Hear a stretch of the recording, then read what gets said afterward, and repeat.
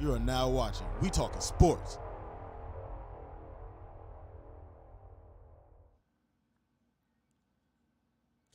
Hey, thanks for joining us again here on We Talkin Sports. We got a lot to talk about too. So much going on in the sports landscape for Northeast Ohio. And you know what? I ain't gonna say we're gonna cover all of it, but we're definitely gonna hit on all of the three major sports teams at the professional level. And with having said that, we gotta lead the show off with the Cleveland Guardians. Currently, the magic number for the Cleveland Guardians is 3 to clinch the division. So that's a combination of Guardians wins or White Sox losses. Once we get to that number 3, they clinch the division. They would be the American League Central Division champs. And I'll be honest with you, I didn't see that coming. Did you see it coming? Did you look at the Guardians and say they should win the division this year? Not one. And you know what? I think it's just a testament to how well our front office is run. I think our front office is run well, but really what I think the secret sauce for the Guardians is Terry Francona. He keeps the organization moving. He's able to work with the players, regardless. Players come, players go. As soon as it's time for a player to get paid, we usually trade them. But he brings in young players. The organization develops them, and Francona gets the best out of them. So The team? you say what? How long has he been in the team? Terry Francona? You know what? I do not have those numbers, but I know it's like we are in the thick of it every year, and it's got to be because of him. And I'm not saying like Chris Antonetti doesn't get any credit. He definitely gets some credit. But it's that relationship, it's that partnership, and ultimately, I think you give the most credit to the guy that actually manages the talent on a day-to-day basis, and that would be Terry Francona. So, with that, let's go ahead and move on to what really everybody wants to talk about. And before I even go into that, if you want to join this conversation with us, give us a call, 216-402-1315. That's the number to dial to join this conversation here on We Talkin Sports. Or you can hit us up on Twitter, We Talkin Sports 2, TikTok, We Talkin Sports 6, or Instagram, we_talkin_sports. And if you're watching this on YouTube, go ahead and subscribe. Go ahead and subscribe. So as we continue to push out,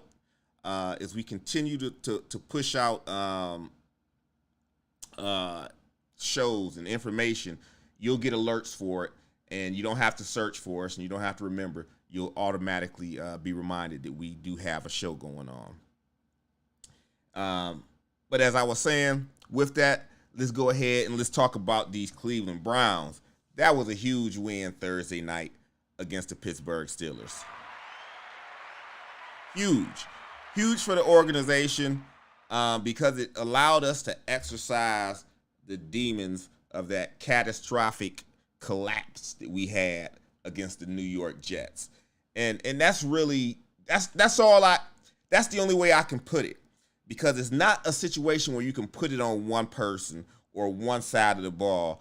We had failures in every phase of the game offensively. And I'm not putting this on Nick Chubb. I think this is more of a coaching issue. They should have told the offense or the offensive players, they should have had it in their mind already that we really don't want to score a touchdown with all of this time on the clock. Because we knew that the Jets didn't have any timeouts left. So you get that first down and you take a knee, or you get right around that first down and you take a knee. You giving them the ball back with like maybe 30 seconds left. You get that first down, you take a knee, you're giving the Jets the ball back with like 30 seconds left because you just taking a knee for 3 plays and you taking 45 seconds off the clock every time you do that. So that's what should have happened. The organization, they came and they used that mantra, smart, tough, accountable. That wasn't being smart. And again, I'm not blaming Nick Chubb because that's coaching. Coaches should reinforce or tell you what the strategy or approach we're taking to close this game out. But having said that, if you give your defense a 13-point lead with less than 2 minutes to go, you have a 99.9% chance of winning that game. So as to where I'm not going to blame Nick Chubb, I will put a lot of the blame on the defense. You can't give up 13 points with less than 2 minutes, especially with a team that you know doesn't have any timeouts, because you tackle them in the field of play once or twice. You know, you keep everything in front of you. You tackle them again. Time is running off the clock. The defense allowed the one thing to happen that could not happen, and that was to get the ball thrown over your head. True. But do you not blame Nick Chubb for not having IQ? No, I don't blame Nick Chubb. I don't blame Nick Chubb because instinctively, as a running back, as he broke tackles and he saw the opportunity to get into the end zone and he got into the end zone, I don't blame Nick Chubb at all. If anything, I mean, he should have taken a knee at the 1 or something like that, but that should have been the coaching should have told him that. No, I don't blame Nick Chubb at all. Like I was saying, if anything, I blame the defense, and I also have some blame to go on the special teams unit. The special teams unit, you went for a fake punt. You missed the extra point. And then you didn't recover an onside kick. What's up with him missing extra points? That's definitely the first time he's done that. That's not the first time he's done it, and that's something we got to keep an eye on. And again, I know he's a rookie, but come on now. You can't be the hero one week and not, you know what I'm saying, not take your blame. That's not being accountable, because that played into how the last minute of the game was affected, because we were down by 1. They should have been looking to tie the game instead of take a 1-point lead, but because we missed that extra point. So, look, I don't want to spend too much time on that because that was a game ago. And though we didn't have a show and didn't get an opportunity to really talk about it and voice our opinions on it, I want to continue to move things forward and put more focus on the results of the Pittsburgh game, and then focus on the upcoming game against the Atlanta Falcons. Right. But I want to say something to the kicker.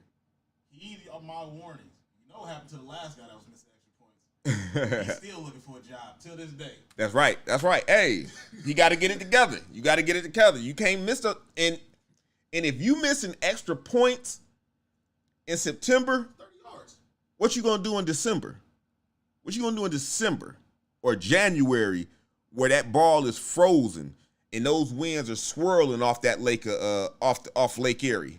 So get it together. If you need to holler at Phil Dawson and start working with him, then that's what you need to do, because you definitely have to get that together. But right, that's right. Stay out the flats. But you know what? Also about that Pittsburgh game, I want to give credit to people who I think performed well, really performed well. I thought offensively, I thought we performed pretty well. I won't say very well, but pretty well. Jacoby Brissett's been balling. In my opinion, he's doing what he should be doing as the type of player he is. Exactly. And along with that, he's able to do that, I believe, because of Kevin Stefanski. Kevin Stefanski is designing and scheming plays where people are coming wide open. You catching Amari Cooper in single coverage. You know, and again, it's your schemes, it's your play design that's allowing that to happen. Very similar to their first year with the Browns with Kevin Stefanski, what he did for Baker Mayfield. If you look at the numbers that Jacoby Brissett is putting up now, and if you look at the numbers back from 2020 when Baker Mayfield had his first year with Kevin Stefanski, they're very similar. Because again, what you're looking at now is guys are coming open and you can hit your first read because of the design of the play. Okay? That's not going to always be the case. The defense will eventually catch up to not only the play call, but the play design and who the primary receivers are, primary, secondary, tertiary, based off of those play calls. And I expected this to happen. I knew when Jacoby Brissett, we knew Deshaun Watson was going to be out for a while. I knew Kevin Stefanski, he can do this smoke and mirrors. You know, he can just design and carry the offense with his play calling and design for probably 6 to 7 weeks, I would imagine. After about 6 to 7 weeks, defense is going to start picking up on it because they're going to have 6 to 7 weeks of film, and they're going to see what he's doing. They're going to see the throws that Jacoby like to make, and they're going to start taking them away.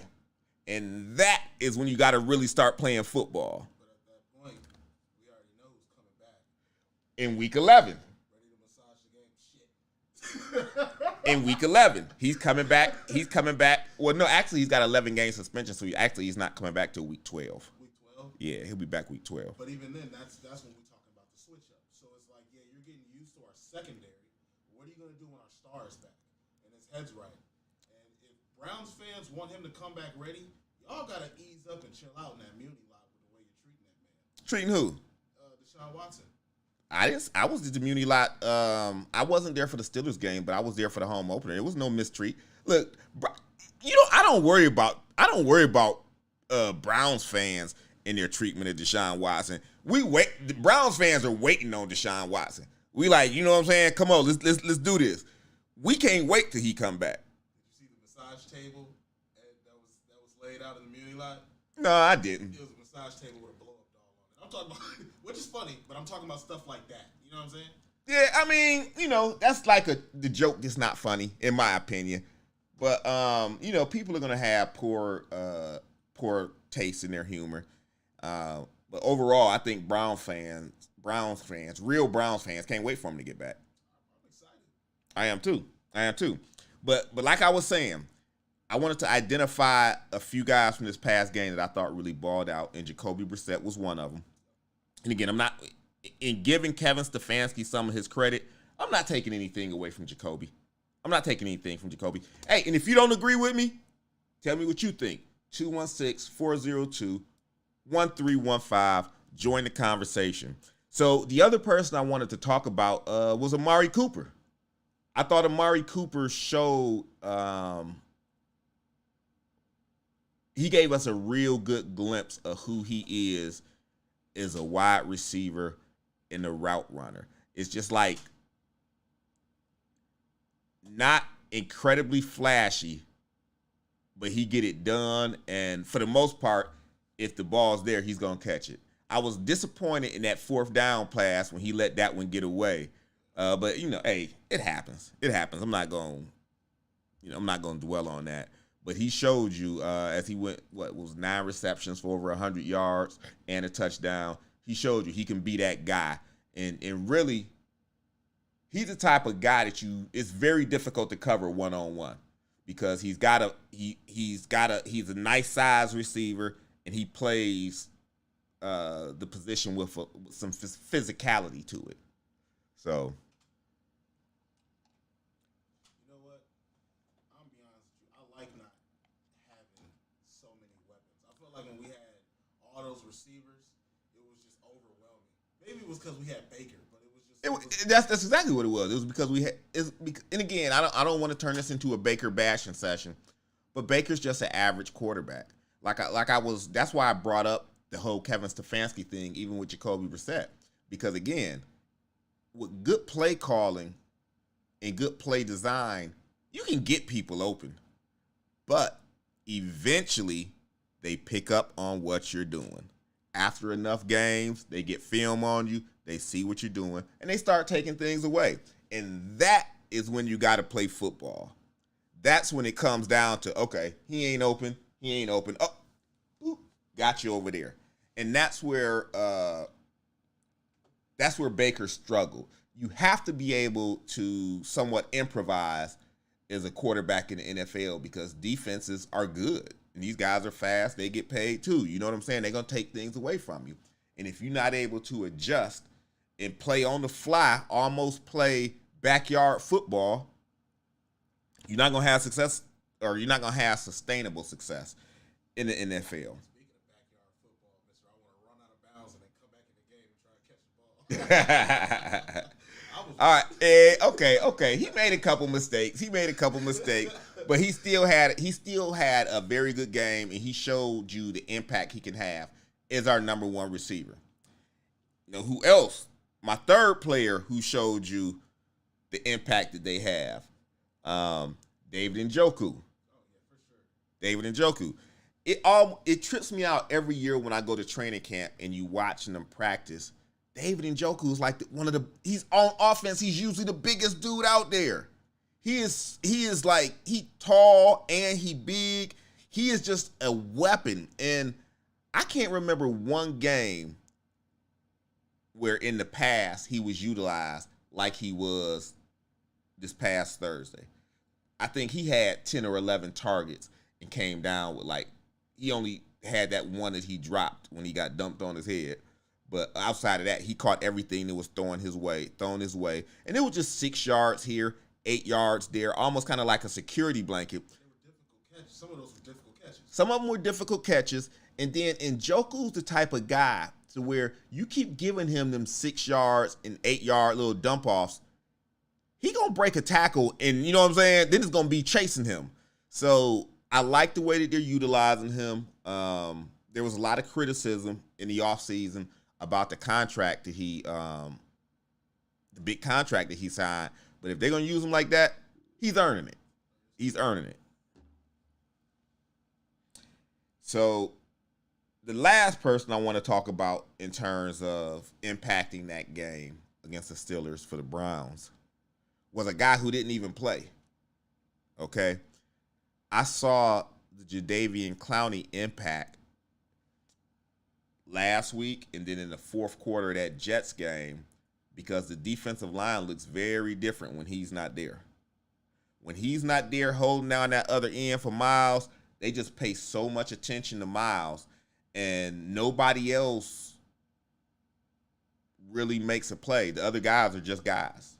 They're just guys. Because they're doing their work, but we already know Miles didn't even get a sack that game. No, he didn't. It was a couple of times he got pressures, but I don't believe he got a sack. And they paid a lot of attention to him. They were doing a lot of chipping to him and a lot of double teaming. But it's just like when he's getting double teamed, it's got to leave somebody else an opportunity to make a play. But without Jadeveon, he's a very important part of that defensive line. They look totally different without him out there.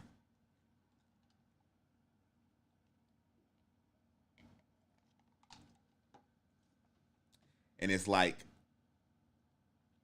that actually kind of takes me into another topic to where I'm starting to question.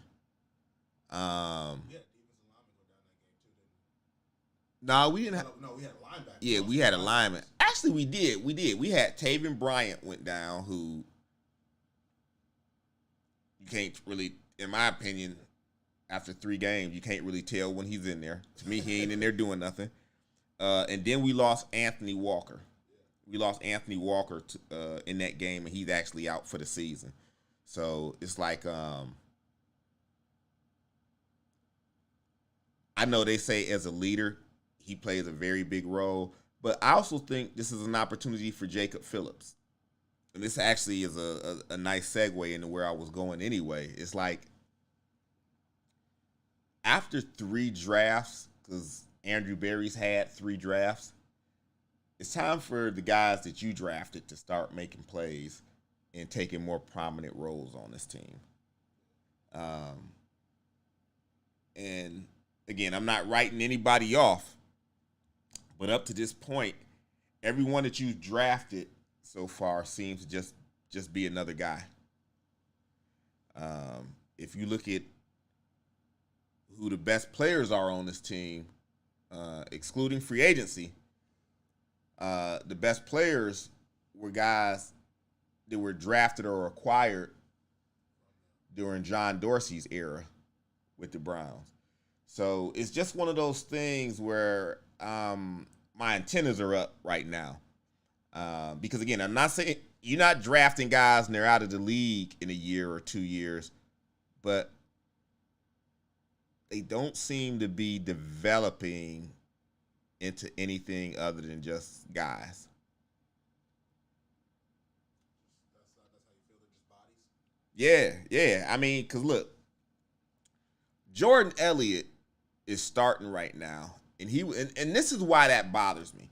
Jordan Elliott was a third-round pick out of Missouri. This is his third year in the league, and now he's starting. But how's he doing? You know what I'm saying? Is he just in there? And this is the other part of it. This is what I said is what bothers me. Is he just in there because you drafted him? Or is he really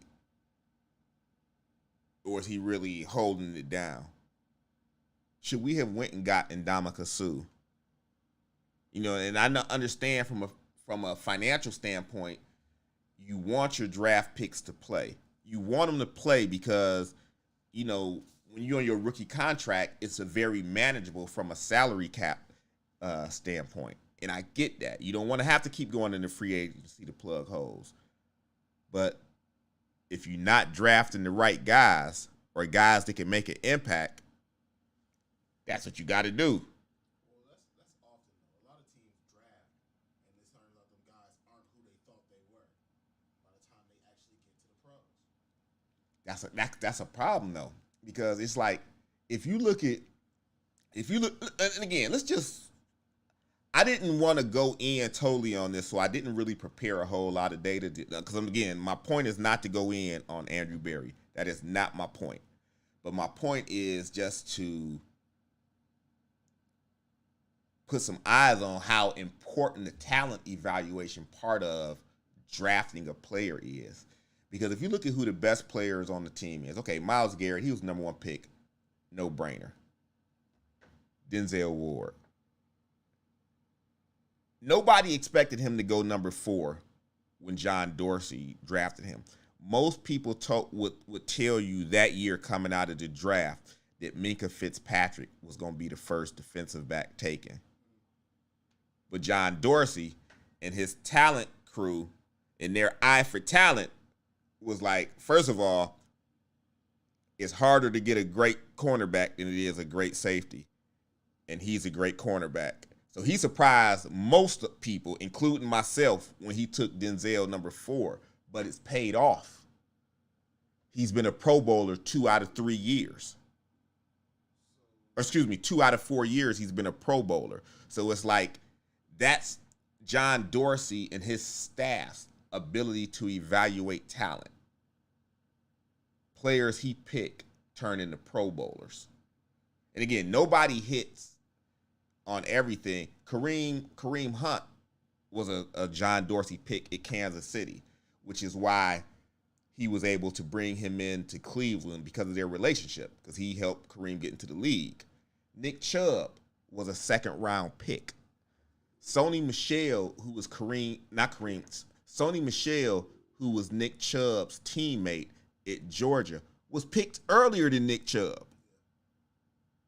But who's the better back, or who's had the better pro career? Sony Michel is he with the Rams now. He's floating around, you know what I'm saying? But Nick Chubb is the man. So again, that points to John Dorsey and his staff's ability to evaluate talent. Traded for Wyatt Teller. You know what I'm saying? Brought him in. He's a Pro Bowler. So that ability to evaluate talent, and talent that can be play at a very high level, it can't be overlooked. Because like I said, my point is, if you look at the top talent that's on the Browns right now, most of them were brought in under John Dorsey. So what happened when Dorsey left? Did he take his scouts with him? Of course. That's how that works. When you the GM, you have your scouts, because he had Alonzo Highsmith and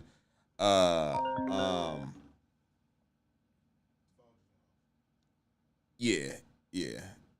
He had a number of guys with him that were part of his scouting staff. And Ron Wolf's son, I can't remember his name, but I know he was the one that really is the reason Taki is part of the team. So I don't know. Like I said, at the end of the day, I just have an eye on these guys that we're drafting because they seem like they're being forced. They're being given opportunities to play. And to me, none of them have really showed to this point. Did they really deserve those opportunities? Anthony Schwartz. One thing we didn't talk about when we talked about that Steelers game? What's that? Especially with Jacoby Brissett in the pocket, right? How much did TJ Watt not being in the game have an impact on the game?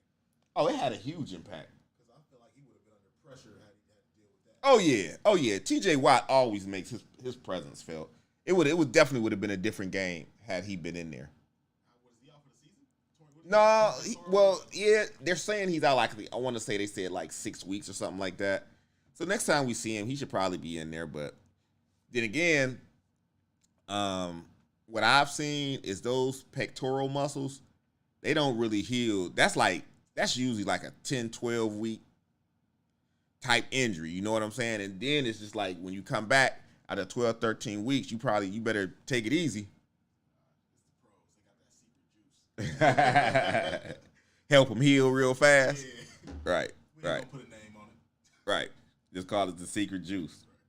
So next, we got up these Atlanta Falcons. What their roster looking like? Garbage. Yeah. Marcus Mariota at quarterback. Why does everybody sleep on him?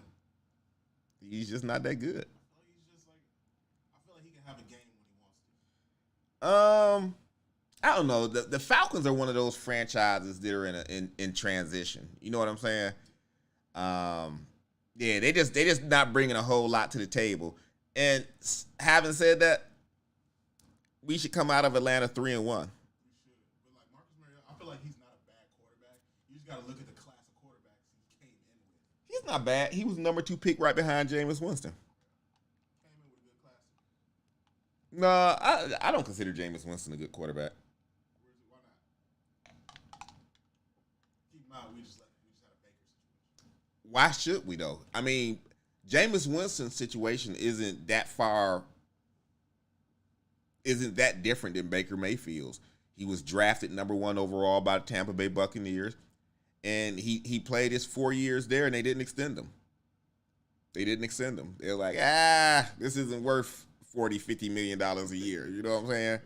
So they didn't extend him, and now he's trying to reinvent himself with the Saints. So just like Baker's trying to reinvent himself with the Carolina Panthers. And that's the thing, man. It's like these quarterbacks, that position is a starting quarterback in the NFL. If you get paid so much money, they're not just going to give it to everybody. Just because you starting? Nope. We don't see you like that. We don't think you're that guy. So it's like, yeah, we'll give you maybe 8, 12 or whatever. We'll give you, some good money to play quarterback, but we're not giving you a long-term quarterback, and we're not going to guarantee you over $100 million when you don't pass the eye test. Well, see, here's the thing about quarterbacks when we draft a quarterback, right? Either they're gonna start, or we put you on the bench and pray to God you pull a Jimmy Garoppolo. And a lot of times it just doesn't happen. I think the last time we did that was with Manziel, and you know how well that worked out for us. Yeah, well, I mean, I don't think the Browns as an organization, we're not worried about that anymore. Because we got this guy number 4, you know what I'm saying? And from week 11 on, we don't have to worry about that for at least 5 years. We don't have to worry about that quarterback position. Yeah, Oh, it doesn't have me nervous at all. And this is why I say that. Look at how Jacoby looked week 1. And again, I'm not saying that Deshaun, week 12, he going to show up and he going to throw for 5 touchdowns, 380 yards. I'm not saying that he's going to just light it up right out the gate. Because if you look at even what happened with Jacoby, it took a week under fire. That first game, he looked horrible. He was missing people. You know what I'm saying? He just didn't have that chemistry. Yeah, you can't practice doesn't emulate game speed. It's just not the same. You got to get that game speed in. Don't get me wrong, practice can help you nail it, but that game speed is game speed, and you got to play some games with them before you're able to really connect. And after that first game, it's pretty clear that Jacoby and Amari Cooper have a connection now. And I'm sure when the time comes, Deshaun Watson is probably going to take that first game. That first game he comes back is against the Houston Texans. And I'm sure he's not going to be the same guy he's going to be week 17. LeBron said it takes him 15 games to warm up when the season first starts. That's what he said? It was, the shop. Mm-hmm. He was saying it takes him like 15 games because they got to get in the actual game shape because it's not like just running on the treadmill. And then it takes him a minute just to get warmed up, like, with passes and everything. That makes sense. But football, you don't have that many games, so it's like you don't even have that much time to warm up. So, we give Deshaun Watson 2 games? I say, and plus, too, also keep in mind, in the NFL, starters don't even play in the preseason. You know what I'm saying? So, I say 2 games. Yeah, give them 3 games. Like, okay, 3 games is all you get. But after about the second game, things should start clicking a lot better. And by that third game, you should start working up a lather. So, Oh, by the way, he finally did it. Who was that? LeBron. What's that? Oh, shaved his head? Shaved his head. I was wondering how long that was going to take. Right. Right. Yeah, speaking of which, him and those Lakers. But we'll touch on that in a little bit. This actually may be a good time to transition and start to talk a little bit about those Cavaliers. Oh. Because, training camp opens next week. Okay. Is everybody going to show? Is that kind of like NFL where everybody show up if you want to, maybe not? Oh, no. This is it. This is training. This is like the Cavs. And again, I'm not saying every player, but the Cavs have been working out like ever since the Donovan Mitchell trade. Actually, even prior to the Donovan Mitchell trade, but definitely they've had more participation since the Donovan Mitchell trade. They've been working out already. But training camp actually starts next week. What are your expectations for the season? My expectations for the season. So, first of all, let me say this. When I first heard about the Donovan Mitchell trade, I wasn't really excited. And I'm going to tell you why. Because I think it's a long shot to have a 6-foot backcourt and think you're going to stop anybody and or win a championship. And ever since we got that championship in 2016, in my mind, everything we should do as an organization should be to get another championship. You understand what I'm saying? Well, of course we don't have the same team, but let me tell you where I'm going with this. So I looked at it like this isn't a championship team with a 6-foot backcourt, but we are a better team with him. Adding him makes us a better team, and it gets us closer to where we want to be. We still are missing a piece, maybe 2. We still missing a piece. And when I say piece, you can say that piece is a small forward, but we still missing a player or 2 to truly be at that championship level. But what I expect this year is I expect our backcourt is going to be so explosive that it's going to be games where we think we can just win a championship because you can't stop them.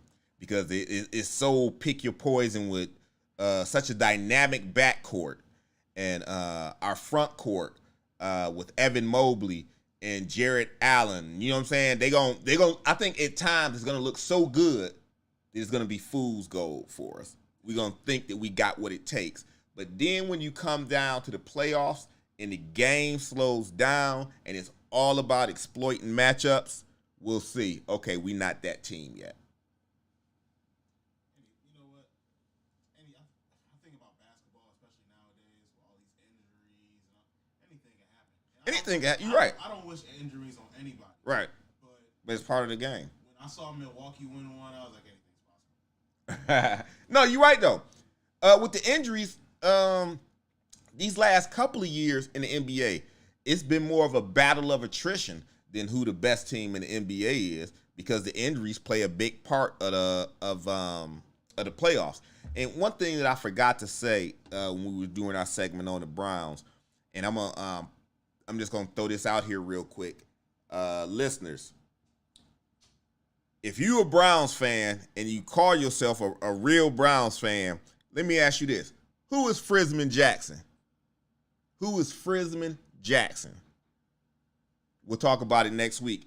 If you don't know, if you do know, call in, let us know. You know what you're talking about, and you know your Browns history. Frisman Jackson. And with that, we're going to get right back into these Cavs and talking about this Donovan Mitchell trade. And the thing about Donovan Mitchell is I look at him and I look at Colin Sexton, and you say, okay, they're both 6 foot or 6'1" guards. So you replace one 6'1" guard for another 6'1" guard. There's some differences here. First of all, Colin Sexton like 6'1", 180, 185. Donovan Mitchell, 6'1", 215. So you're talking about a bigger frame, physically just a bigger, stronger guy. So his ability to play defense or be a better defender is going to be in part based off of his willingness to defend. Because, again, when you 180, it's only so much resistance you can put up. When you 215, and I forgot what his wingspan is, but Donovan Mitchell has pretty long arms too. He can be a better defender if he commits to playing on that end of the ball. And in fact, when he came out of Louisville, that was his reputation he was a good defender at Louisville. So again, it's not an apples to apples comparison. And on top of that, offensively, they're not even close to the same person. They're like, yeah, Donovan Mitchell's like the calm big brother, and Colin Sexton's like this out of control little kid. Yeah, and it's like Donovan Mitchell is just like he can be unstoppable to where he get it going in the game, you in trouble. I mean, he's went for 50, I think, a couple of times. Yeah. You know what I'm saying? I know one of them was a playoff game. So he's a much more accomplished scorer in this league than Colin Sexton. And again, that's not to knock Colin Sexton. It's just to say they not the same dude.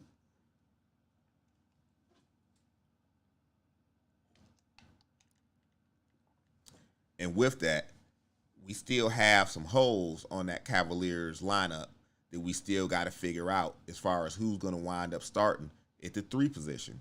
You got Isaac Okoro, who's probably the best wing defender that we have on the team. And then you also have Karis LeVert, who's not a bad defender, but definitely a more polished scorer. Yeah. Yeah. Yeah, that's rough. That's rough.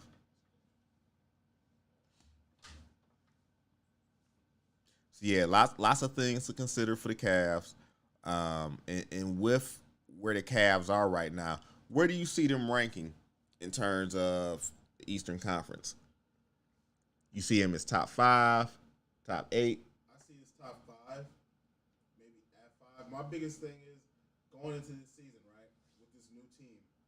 As long as we make it to the second, I see us making the second round of playoffs, and I'm okay with that because I feel like once we get some more W's under our belt and we show we're actually a good young contending team, we're gonna get that 1 one star, that powerful small forward we need.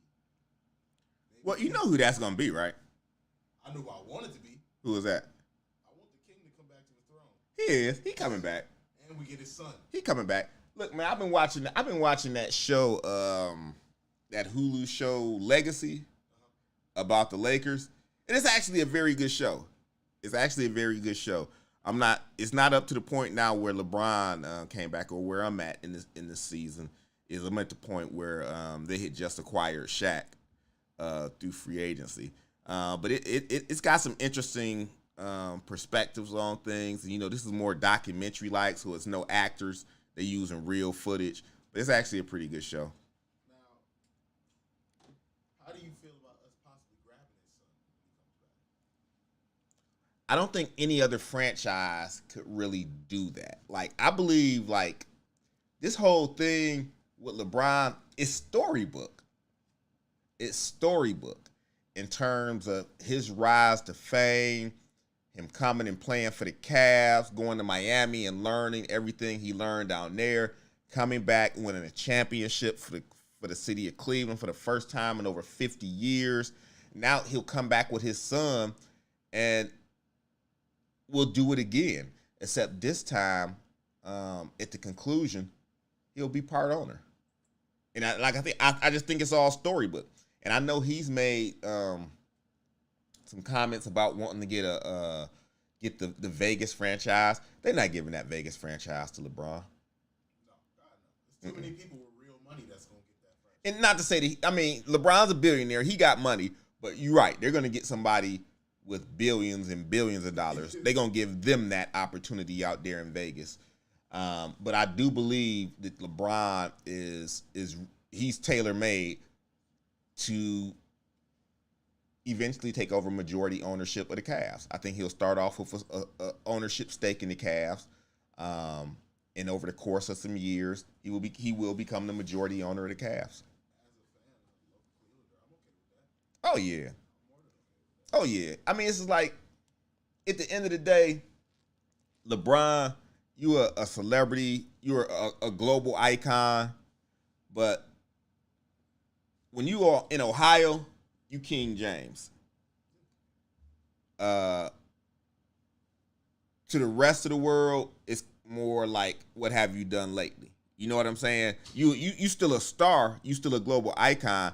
But you'll never get the love that you get here in Northeast Ohio, everywhere else. LeBron's one of them people in Cleveland. He can shoot somebody in the middle of the street and he's getting away with it. That's right. Nobody saw nothing. That's right. Ain't nobody see nothing. People gonna be asking what old boy was doing. Why was you messing with Brian like that? You know what I'm saying? You good. You good. Or he good. I think the most exciting thing is if he does come back, he doesn't even have to destroy our salary cap. Right. He doesn't have to. He doesn't have to. And then it's just like you put Bronny in a comfortable situation to where, he ain't messing around. Coming off the bench. Well, he is gonna come off the bench, or at least his journey to the NBA right now looks like it's gonna be through the G League. That's what it could change, but right now, like last I saw, he was like ranked 38th or 39th in his class. And That's him coming off an injury. He was injured his first 2 years in the. No, that's just where he ranks. They play all throughout the year. So if you 38th or 39th rank in your class, and it's gonna be foreigners and other people that declare in your class to come out. It's gonna be some older players that were seniors. It's gonna be foreigners. So that's forged birth certificates. Right. You're a second rounder. And there's no shame in that. Just to make it to the NBA, it is what it is. You see the Cavs took Evan Mobley's brother this year. Yeah, they grabbed him in the second round. And why do you think they did that? Because he Evan Mobley's brother. So your 20-year-old brother feels a little bit more comfortable when he's living across the country. California kid sitting out here in Cleveland, Ohio. You know what I'm saying? I wonder who's going to be nicer between Bronny and Bryce. I've seen Bryce play. I've seen some footage. He's there. Everybody is saying that it's going to be Bryce, and even the experts are saying it. It reminds me of the Lonzo Ball, LaMelo Ball thing. It's to where everybody right off the rip, or all of the experts, the people that watch, the people that follow this, the people that report on it, they always said LaMelo was going to be better than Lonzo. And what I'm hearing right now is Bryce is going to be better than Bronny. I can see it. I watch him on like Ball Is Up and Ball Is Life and stuff like that. Mm-hmm. Yeah, he's nice. Okay. He's gonna be nice. Right. Good for him, man. Good for him. Now you watch while we're on the Lakers. You watched that Lakers documentary, right? The old school with Kareem Abdul-Jabbar. Wait, you mean the HBO one or the Hulu one? The HBO one, I think. With the actors or with the actors? Yeah, I did. What did you think of that about like the owner of the Lakers? And what did you think of that documentary? I thought it was good. Yeah, I know a lot of the Lakers. Some of the Lakers didn't like it. Like Jerry West didn't like the way he was portrayed. Well, they had him out there looking like an alcoholic. I mean, I don't know. But then again, it's crazy too because it's hard. I didn't realize that you could put shows out here and depict people and not have to get them to sign off on it. It's like that Mike Tyson show that's on Hulu right now, and it's like Mike Tyson didn't sign off on that. He's suing him, and I feel so bad for watching it because it's such a great show. It is good. It's such a great show. It is good, but I didn't realize that you could do that. That you could just put together a show and you don't have to get consent from them. Well, I feel like it's just doing what's right. Why would I make a documentary about you without consulting you about it? Right. And I think the answer is I don't want to pay you. Hey, when the lawyers get involved, you're gonna end up paying me more than what you should have paid me anyway. I don't know. All right, well, Mike Tyson's $100 million richer. We know what happened. Right, but hey, at the end of the day, Hulu doing what they wanted to do anyways. They wanted people to watch it, and they got me watching it. It's good. I finished it. It is. But like I was saying, watch that Legendary too, the Hulu thing on the Lakers too, because it's going over a lot of the stuff that the HBO show goes over, but it's more documentary fashion in terms of there's no actors. They showing real footage, and then going to the actual people to explain what they were thinking at the time or what they were going through. Watch the Adam Sandler movie at all? The basketball movie with Queen Latifah? Yeah, I didn't like it. Well, do you think that's what like being a scout is actually like? Yeah, I do. Can I ask you why you didn't like it? I thought the movie itself was just boring. Really? Yeah, they turned it into a love story and it was just boring. I thought it was just like I fell asleep on it, woke back up, and didn't feel like I missed nothing, caught right back up to what was going on. It just wasn't. To me, Netflix is at a point now where they're cranking out all of these movies and trying to use the star power of celebrities' names, but the quality of the movies is just down. That Kevin Hart one with Woody Harrelson you didn't like that, but that was hilarious. It was so predictable, and like I said, the quality of the movie you got to do. If I'm gonna give you 2 hours of my time, you got to come better than that. If I'm gonna focus on what you putting out here for 2 hours and put my attention to it for 2 hours, you got to come better than that. Not with these B-, C+ movies. Oh man, B-, C+. Yeah, I call them B. They like B-, C+ movies, and the only reason I give them C+ or B- is because of the cast that they have. At least they have reputable entertainers in there that make you think, okay, this might be all right. I need to check out that Rise, the Giannis Antetokounmpo movie. Yeah. About him and his brothers? Yeah. Come on, man. Streets of Greece. The only reason his brothers is in the league is because of him. His brothers ain't nothing. If they'd have just made it the Giannis movie, it would have at least intrigued me because I knew it was just going to focus on him. But when it started focusing on his brothers, I'm like, come on now. The only reason his brothers is in the league is because of him. I didn't even know his brothers was going to be in the movie. There you go. No, that's what it's about, though. It's about the three of them. Oh, I don't care about the three of them. I only kind of care about the one of them. That's my point. That's my point. If they just made it about Giannis, I probably would have watched it. Streets of Greece that tough. But hey, look, we covered a lot of stuff. We hadn't been on in a couple of weeks, or actually a couple of months.